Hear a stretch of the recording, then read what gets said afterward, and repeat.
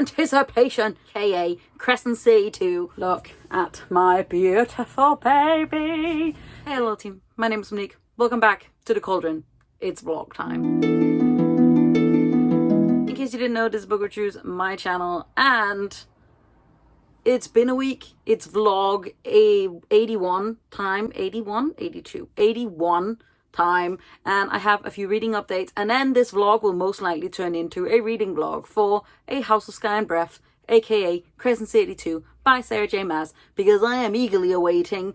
I have 2 copies coming. I need them to come already. It is also Tuesday, so you all are welcome. Let's get into some bookishy stuff. So I did finish, I believe, either on the day of me finishing my last vlog or the day after I finished The Light Brigade by Cameron Hurley. I gave this 4.5 stars. It was amazing and gritty. I will definitely pick up some other stuff by Cameron Hurley. To explain what this book is about is a bit hard, but it's basically a war sci-fi where we are following a young military person who is getting sent to Mars to deal with aliens or humans, and the way that the war is being fought is via light. However, our main character is being sent in a different timeline, it seems, or they are appearing in a different place than the rest of their garrison, and it was so good. I gave it 4.5 stars. All of the stars, supremely good. Then I actually decided to read an arc that I have, not the one that I picked, but another arc, and I read The Atlas 6 by Olivia Blake. I always thought it was Olivia Blake, but it's not. This is a self-published book that has been picked up by a traditional publisher and is being republished in March. I'm going to leave the actual date here. It is a dark academia magical realism book.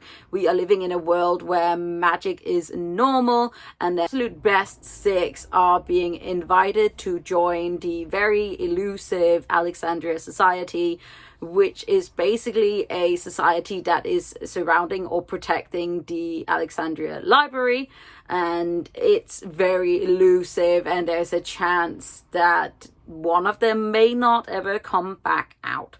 And it is very, very deeply world buildy and also sciencey, and also very unapologetically. That's a funky word.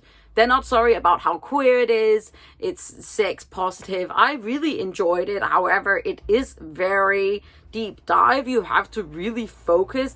Sometimes the pacing is a little bit stuttered. I don't know how to explain books, but I did really enjoy it. I ended up giving it 4 stars. I'm very excited about having an actual copy of it in my house because I love the characters. I am hoping that there will be a second book at one point because I need that in my life, and then I am hoping that the pacing will seem a little bit more even, the flow is good. It is multi-perspective, so that's another thing, but it's very intriguing, and it's very much who is good, who is evil, is there even such a thing? And it's just yes, good things, good times. I can definitely understand why it became incredibly popular all of a sudden. But yes, I have been waiting for my copy, or my 2 copies of A House of Sky and Breath for a little while. It comes out today, but other people have gotten it before today, and I need it. So until then, I decided to start a book that was on my actual TBR, and I started Fire by Destiny Soria, which I thought was a low fantasy sort of thing. It's not.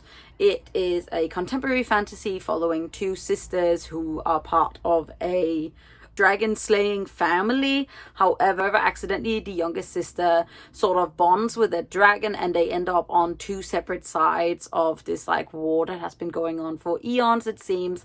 And I am here.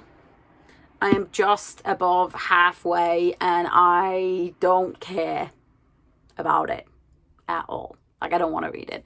But at the same time, I'm oh, but it's such easy reading because it's YA. Their pacing is quite quick. You could just finish it. But I don't want to. There is 0 part of me that cares about this book. And it makes me feel really salty because I don't really want to. And I feel like I have to. So I am going to officially DNF this book, which I'm sad about because Jack from JGH Read, who's one of my friends on Instagram and TikTok, sent it to me because he was very kind, because I was like, oh, I'll read that, assuming that it was fantasy, and sometimes contemporary fantasy just does not hit for me properly. So yeah, no, not for me. I'm DNFing. I cannot be bothered. Oh yes, those are the updates that I currently have. I will return when I have some exciting copy in my hand, hopefully. So, hello team, it is Tuesday. No, it's not. It's Wednesday, and I have exciting mail for you. I'm going to show you actual mail. I'm going to show you my toy edition of House and Sky and Breath that I'm going to start to read immediately after work. But I'm also really quickly just going to tell you that I did read this yesterday after I DNF'd Fire with Fire. This is Serpentine by Philip Pullman, which is a short story companion set in his Dark Materials universe. This one is set after the immediate events of the Amber Spyglass. I really enjoyed this. This is a 4-star for me. It's just very cute. It's like 60 pages, but it is illustrated, so it's super short and super quick, and I loved being back in that world, and it really made me want to reread the whole series. So I'm really happy that I read this one, especially since Once Upon a Time in the North didn't really hit that spot for me in the same way, and I don't know if it was just because it wasn't Lyra, but then I love La Belle Sauvage, so I'm not entirely sure. But yeah, 4 stars, read this, super cute. And now let me show you what I look at. My beautiful baby. This is obviously the tour edition of House of Sky and Breath, the second book in the Crescent City series. I keep thinking of it as Crescent City 2, but it actually says House of Sky and Breath in the front, not just Crescent City like the other tour edition. And then it says Light It Up in the back. We also obviously have Hunt Athalar in the fancy end papers. I will also be getting a Waterstone special edition, which obviously has this as the cover. So this is very exciting. I am going to read it immediately. In case you don't know what Crescent City is about, it is an adult urban fantasy written by Sarah J. Maas, whom I love personally. She writes really dramatic characters, and even though the first book had a lot of information sort of shoved at you, it's very high fantasy, as much as it at the same time is also urban in the same way. It's sort of like an odd in between. We are following Bryce Quinlan, who is part fae and part human, and she is living in Lunatheon. Is it Lunathon? Lunatheon. Yeah, she's living in Lunatheon, which is normally called Crescent City, with her best friend. However, in the beginning of the first book, something very deeply traumatic happens to her, and her entire life changes. And then we jump ahead a good couple of years, and suddenly there are murders happening again in Crescent City, and Bryce gets paired up with Hunt Athalar, who is a fallen angel, and these two then have to try and figure out what is happening and why it may be connected to the events in the beginning of the book. I'm not entirely sure what is going to happen in this book, but I am incredibly excited to figure it out. It's going to hurt my heart, and this vlog is going to show you all my hurty feelings. I'm so excited. It's about 800-ish pages, 802, 805 pages. Excited. I am going to devour it as fast as I possibly can, and I'll most likely reread it. I had thought about rereading Crescent City before, and I did think about it, and I was I was tempted, but I might reread it afterwards, because, you know, this is who I am. And then I bought some books yesterday, so let me just okay, so first off, this is a rebuy of a series that is near and dear to my heart. This is Angel's Blood, the first book in the Guilt Hunter series by Lainini Sai, which is a paranormal urban fantasy where we are following Elena, who is a vampire hunter. However, in this world, vampires are made by angels, and angels are sort of like the top of the hierarchy in the world, and Elena sort of gets dragged into a specific hunt for a specific being that she normally would not hunt, and it's so good. I love the series so much. I have all of them on ebook. However, I have not been catching up with the two latest books. So these are the UK covers, I believe, or the European covers, and these are the US covers, which are like tiny trade paperbacks, which I love. But I used to own this, I got rid of it, and now I want to buy all of the books in the series, and this is the newest book in the series, Archangel's Light. I believe it's number 13. Yes, this is book 13, and then we have 12 and 11 that I have not read yet, but the rest of the series I absolutely adore. It is such a wonderful series. Most of the books are following Elena and the Archangel Raphael, but however it is also following a couple of the side characters. Some of the books are very like paranormal, romance, normal, with each book being following a different couple, but I love the like overarching like event storyline that is happening in these books, and this is just, and apparently this one is queer, and I'm very, very, very excited about it. So yeah, I fell in, and I was like, I will most likely be recommending this to people once again after I've read House of Sky and Breath, because that's what I did when I read Crescent City, and I was like, if you want some urban fantasy, let me give some to ya. This one especially I adore so much, and then I'm just really excited about maybe finally getting to read the last couple of books. My only problem is that I will want to reread the entire series, and I can do that quite fast, but I shouldn't, maybe. We'll see. But yeah, I got these, and then and I just got stickers. So yeah, that is the brief update. I'll most likely check in with you guys later on my couch. Okay, so just a brief little thing to tell you all. This is future Monique coming back into time. There will be some spoilery thoughts on House of Sky and Breath going forward. I will leave timestamps down below, so if you would like to skip my thoughts during my reading of House and Sky and Breath, then you can. I will not be doing any spoilers of reviewing the book at the end of the vlog, but I will leave the timestamps down below. But there will be spoilery thoughts now, so if you would like to skip those, then you can.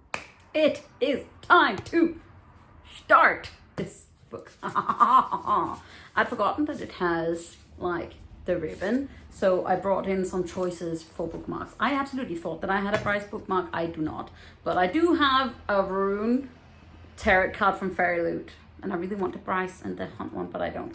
We also have Jude, because she's a murder baby, so is Bryce.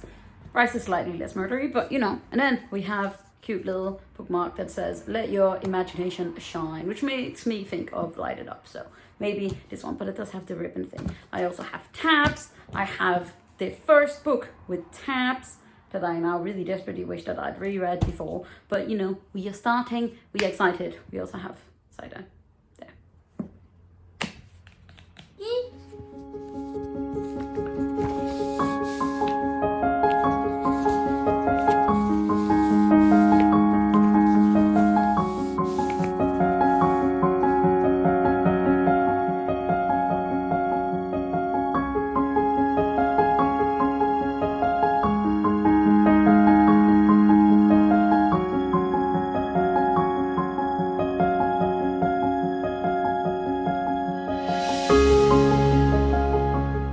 So it is now something past 10, and I'm debating going to bed. I will probably read more in bed, but an update. So chunky. We are about 200 pages in, and many things are happening. I am not entirely sure where this story is going, to be all honest. The first chapter, very exciting, got introduced to a new character. Then we're back sort of with Bryce and Hunt, and I don't really know what's going on. Like I don't even have thoughts. Normally I can sort these things out, but I'm a fourth. What's 200 now? I'm a fourth of the way in, so I'm hoping more things will become clear, because I'm not sure what's happening, but it is exciting, and I do love the way that Sarah J. Maas writes, and I'm loving the casual queerness in here. I want more Fury X Star.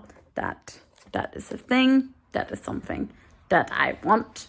I know I'm not gonna get it, but I want it really badly. I want to know who she is and what she is. I am assuming it's some sort of dragon-y thing, or maybe not. Maybe she's something else. Because I fought dragon, but they have a lot of dragons. I'm like, what is she? What is she? But I am excited still. I still don't know. I didn't think Hunt was endgame, but part of me is like, maybe he is. Maybe Sarah J. Maas is like sneaky. I'm not sure, but look at this beautiful blue. It's so pretty. I'm going to continue to devour. That is what I'm going to do. So I am about 300 pages in. So another 100 pages. Something is happening. Can't figure out. Is Hunt actually a game? Oh, I don't know. Ethan, he's younger than Bryce, but there's something. There are hints. I still don't know what's going on. But I'm very excited about it. It's just much less world building this time, but obviously you have all of the world building in the first book, so that's good. But conspiracy theories. So I am on page 384, and I am calling it right now that Agent Daybright is the new Archangel Katarina. See something. That's what I'm thinking. They're gonna end up together because, you know, feelings and Sarah J. Maas. Sure, I want the witch back. Give me the witch back. Love a mighty need. I guess that too. So, you know, I'm just fancy.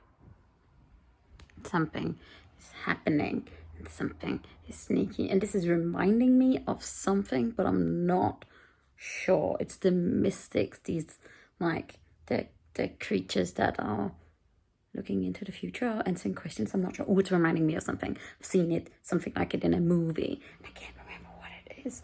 And she is interesting. I need to know things. I need to know stuff. I need to know. Ooh. How long has she been? How long has she been there?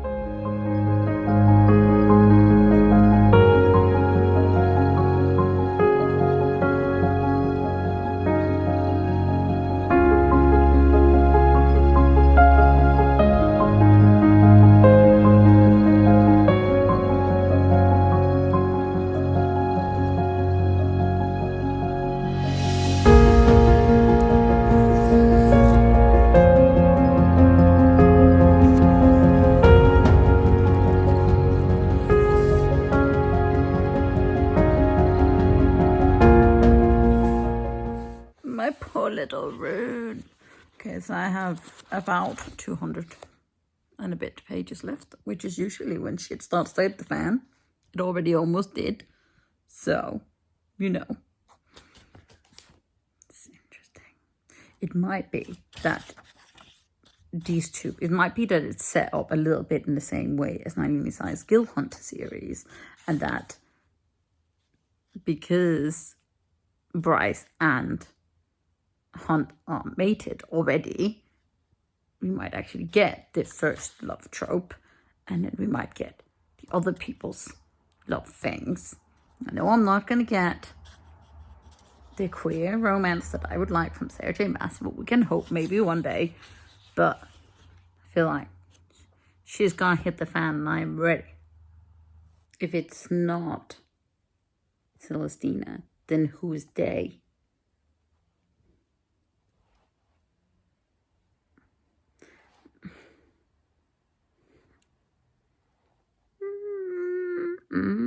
The hint?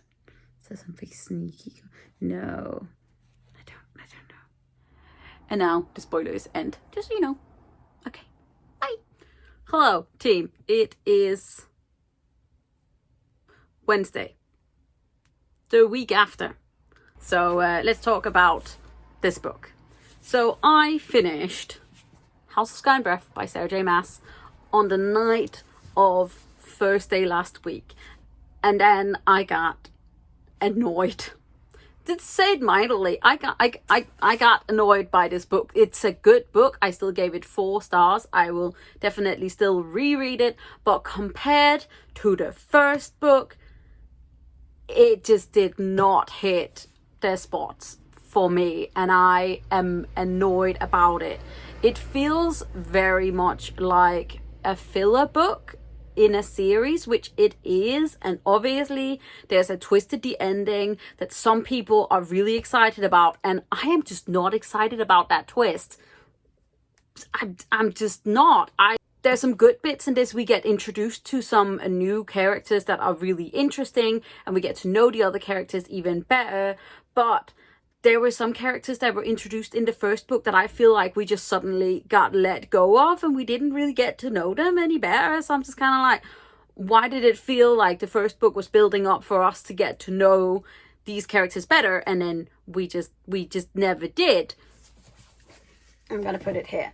So yeah, I gave it 4 stars, and I am annoyed by the fact that I didn't love this. And also, I got annoyed by the fact that it didn't make me cry, literally. So House of Earth and Blood literally made me sob multiple times throughout the book. Like, and that does something to me. Sarah J Maas can usually reach in and touch my heart, and I don't mind. And this time, I was just... I don't know. Like, was it because I read it too fast? What happened? I don't know. But I am annoyed about it. Even though it's a 4-star book. Like, it's 4 stars. I'm happy I read it. Now we obviously all have to wait absolute ages for the next book. At least a year. Possibly 2. I don't really know. But, yeah. I don't know about this one. I was just kind of like... There were some twists that were good, but then there was other areas where I was like, really? Is this the way that we are going to go with this? Apparently it is. So I will now reread the first book so that I can cry and feel all of my emotions and my connections to these characters. And yeah, I did also start another arc that actually comes out today, which is Scorpia, depends on how you want to say it, by Greer McAllister, I believe, which I have a NetGalley arc for. I'm not entirely sure what this book is about, so I will tell you about it once I have read more about it. We will also see whether or not this vlog continues. It might, or whether or not I will just end it tomorrow once I've edited the footage that I have already, and then it will just be the House of Sky and Earth vlog. But yeah, I hope you guys enjoyed it. If you read it, if you're not a Sarah J Maas fan, that's fine. I will be annoyed about it for a while. So yeah, hello team, it is Friday and I'm gonna finish this vlog because I'm gonna start something new. But really quickly before I do, I'm gonna tell you that I read this book. This is The Ruthless Lady's Guide to Wizardry by C.M. Wagoner. Maybe. This is a historical fantasy where we are following this sort of disgraced gutter witch who is part fire witch but sort of got kicked out of education, it seems, and she's just sort of trying to make a living. And when she accidentally stumbles upon this job offer to be sort of like bodyguards for a fine young lady in her seclusion, she somehow lies her way into getting it, and she sees that one of the other bodyguards might be her ticket to like living the good life. It's very queer. It's very much written in a sort of Regency romance way, but it's also very gritty and a little bit dark and very humorous in a sort of way. It's definitely an adult book because there's many mentions of sex, which is mentioned as galloping, which is an interesting one. But our main character is a unapologetically fire witch who's just sort of like rummaging around, and she gets in to some weird stuff, and it's funny. I ended up giving this one 3.5 stars. There's apparently a book before this one that sort of introduces the world. I believe that's called Unnatural Magic or something like that. There's trolls in here. It's really funny. It's really weird. I was a little bit taken aback at like the writing because it was just not what I was expecting. But it's like an like an urban fantasy in like historical way. So historical fantasy, basically, just stupid. So yeah, I read this really quickly. It's a very fast book. So yeah, and then I'm still reading Scorpica because I've sort of ended up sneaking other books in, not because I don't actually want to read it, but because I'm not really feeling an ebook vibe lately. But I thought I would finish this vlog now before I start anything else. So I hope you guys enjoyed this nice little look into my brain. I hope you enjoyed my opinions of House of Sky and Breath, and then I hope that you guys are all doing okay. And if you did enjoy this video, don't forget to hit that thumbs up button, hit subscribe button at the same time so you don't miss out on any other videos from me. You can also click the little bell which will give you a notification when I put up a new video, which I do sometimes. Yes, also don't mind my hair. It's flat today. This is what my flat hair is. Okay, so yes, I hope you're all okay, and I'll see you soon with another video. Bye. What is that? Anyway, I hope you guys are all okay. Guys? I completely ruffled myself. Anyway, I hope you guys are all okay, and I'll see you really soon.